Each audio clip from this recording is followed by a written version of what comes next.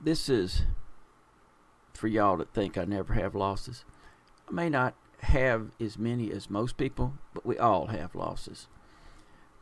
Nicholas Taleb, in his book The Black Swan, he talks about what he describes as a black swan and gives a definition of it and all.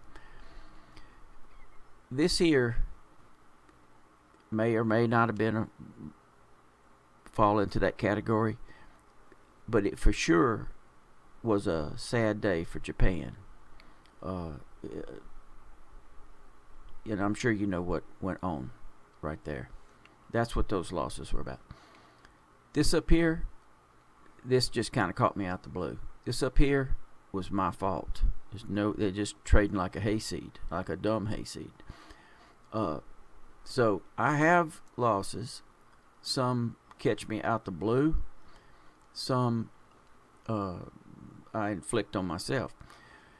Now, would I have held these trades in my Onanda account? Yes, most of them I would have. I would have held them.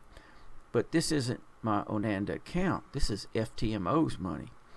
When you're trading with FTMO's money, even if you're doing a challenge like this is, you still kind of got to respect the boss man's money. I know how quick a $1,500 loss can turn into a $3,000 loss. And I know exactly how long it takes me to make back that $3,000. It takes me exactly twice as long as it takes to make back $1,500. So I drag up, I get out, and I try to crawl my way back up to where I, left off.